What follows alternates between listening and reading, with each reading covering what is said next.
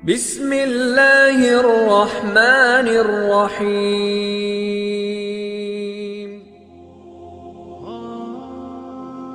Assalamualaikum warahmatullahi wabarakatuh.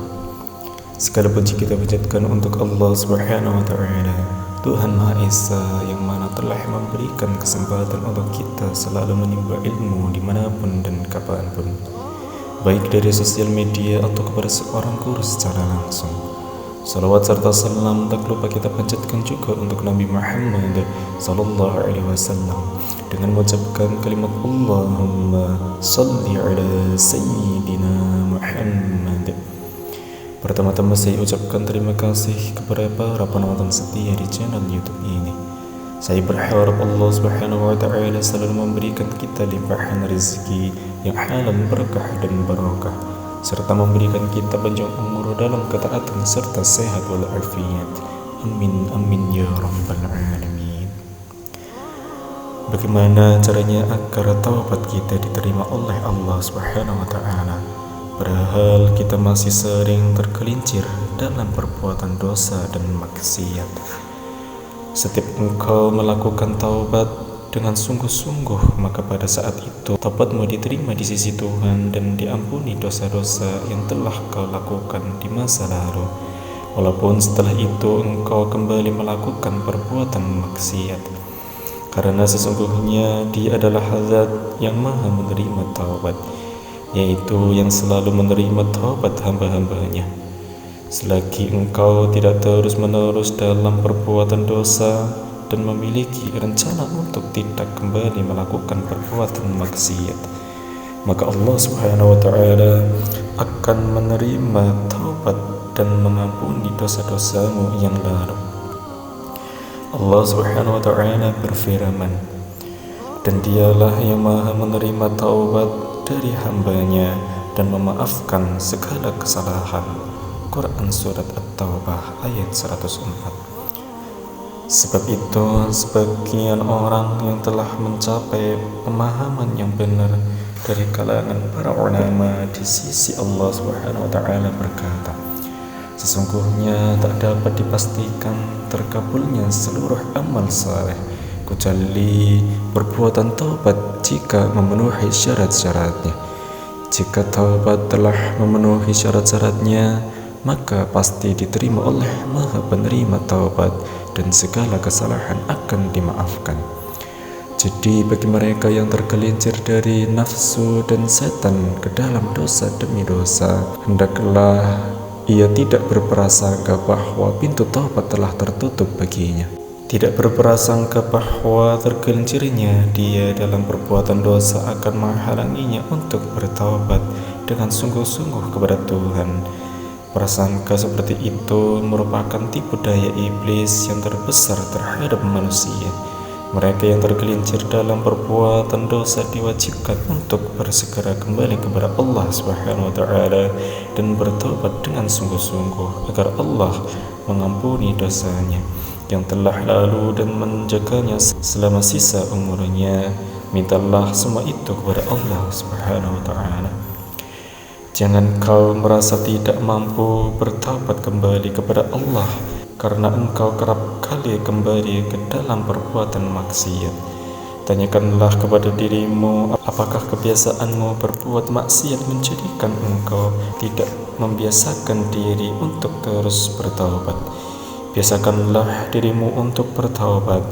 Rasulullah sallallahu alaihi wasallam bersabda, orang yang beristighfar memohon ampun tidaklah tergolong mereka yang terus-menerus berbuat dosa, meremehkan dosa walaupun ia kembali melakukan perbuatan dosa itu 70 kali dalam sehari. Hadis riwayat At-Tirmidzi dan Abu Dawud. Maksud dari hadis di atas adalah hendaknya ia bersungguh-sungguh dalam beristighfar, memohon ampun kepada Allah Subhanahu wa Ta'ala.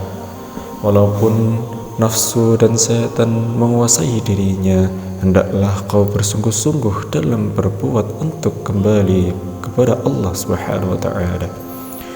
Sesuatu yang berbahaya bagi manusia adalah jika ia rela terhadap perbuatan dosa yang dilakukannya, menggolongkan dirinya termasuk ahli maksiat atau berputus asa dari rahmat Allah Subhanahu wa taala dan berprasangka bahwa taubatnya tidak akan pernah diterima. Nabi Muhammad sallallahu alaihi wasallam bersabda, "Pintu taubat lebarnya perjalanan 70 tahun dan tidak ditutup hingga matahari terbit dari arah barat." Hadis riwayat Tabrani. Beliau sallallahu alaihi wasallam juga bersabda, "Sesungguhnya Allah Subhanahu wa taala menerima taubat seorang hamba sebelum nyawanya sampai di kerongkongan." Hadis riwayat At-Tirmidzi. Di saat nyawa seseorang telah sampai di tenggorokannya, maka terputuslah tali taubat dan tertutuplah pintunya. Dan saat matahari terbit dari arah barat menjelang kiamat, Allah Subhanahu wa taala berfirman, "Pada hari datangnya ayat dari Tuhanmu, tidaklah bermanfaat lagi iman seseorang kepada dirinya sendiri yang belum beriman sebelum itu, atau dia belum mengusahakan kebaikan dalam masa imannya." Quran Surat Al-An'am ayat 158. Sebab itu diharuskan bagi seseorang untuk segera bertaubat kepada Allah Subhanahu wa taala. Bahkan diharuskan selalu berada dalam keadaan bertaubat. Nabi kita Muhammad sallallahu alaihi wasallam bersabda, "Hai manusia, bertobatlah kalian kepada Allah Subhanahu wa taala. Sesungguhnya aku bertaubat kepadanya setiap hari sebanyak 100 kali." Hadis riwayat Muslim. Jika beliau sallallahu alaihi wasallam seseorang yang suci dan disucikan memperbaharui taubat 100 kali, padahal dia telah disucikan dari segala bentuk perbuatan dosa dan kekurangan. Lalu bagaimanakah seseorang yang seperti aku dan engkau, wahai penanya? Sebenarnya kitalah yang perlu memperbaharui taubat setiap harinya lebih dari 100 kali. Karena seringnya kita tergelincir dalam perbuatan dosa dan maksiat, maka kita memohon ampun kepada Allah Subhanahu wa taala serta bertaubat kepadanya. Allah Subhanahu wa taala berfirman, "Dan juga orang-orang yang apabila mengerjakan perbuatan kecil atau menganiaya diri sendiri, mereka ingat akan Allah lalu memohon ampun terhadap dosa mereka. Dan siapa lagi yang dapat mengampuni dosa selain daripada Allah Subhanahu wa ta'ala? Dan mereka tidak meneruskan perbuatan kejinya itu, sedang mereka mengetahui." Quran Surat Al-Imran ayat 135. Jika syaitan ingin menipumu agar selalu melakukan perbuatan keji dan memberikan dalil-dalil bahwa engkau adalah pendusta dalam taubatmu, karena setiap bertaubat kau kembali lagi melakukan perbuatan dosa, maka janganlah kau tertipu dengan ucapannya dan termakan oleh jerat. Katakanlah kepadanya bahwa sesungguhnya Tuhanku adalah Zat yang Maha menerima taubat. Diriwayatkan dari Abu Sa'ad Al-Khudri radhiyallahu anhu bahwa dia mendengar Rasulullah sallallahu alaihi wasallam bersabda, "Sesungguhnya setan akan berkata, 'Demi kebesaran-Mu wahai Tuhan, aku tak akan pernah berhenti menyesatkan hamba selagi arwah mereka masih berada di dalam jasad.' Maka Tuhan menjawab, 'Demi kebesaran dan keagunganku, aku akan terus-menerus mengampuni mereka selagi mereka meminta ampun kepadaku.'" Hadis riwayat Al-Hakim. Maka wajib bagimu untuk benar-benar bertaubat dan jangan kau biarkan nafsumu merencanakan perbuatan dosa lagi. Kemudian jika engkau kembali dalam perbuatan dosa, maka hendaklah engkau kembali lagi bertaubat dengan sungguh-sungguh kepada Allah Subhanahu wa taala. Jika Allah Subhanahu wa taala mengetahui kesungguhan dirimu, maka Dia akan membebaskan dan melindungimu dari kejelekan dosa-dosamu. Semua itu akan terjadi pada saat hati seorang hamba benar-benar bersujud kepada Allah Subhanahu wa taala dan merasa fakir di hadapannya. Dalam kondisi seperti ini, Allah Subhanahu wa ta'ala akan melindungi dan menjaganya.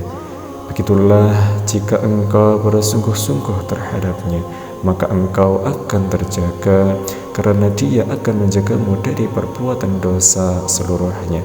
bersungguh-sungguhlah terhadap Allah Subhanahu wa taala, maka Dia akan membalasmu dengan kebijakannya. Semoga ilmu yang sedikit ini dapat bermanfaat. Amin amin ya rabbal alamin. Wallahu a'lam bissawab. Wassalamualaikum warahmatullahi wabarakatuh.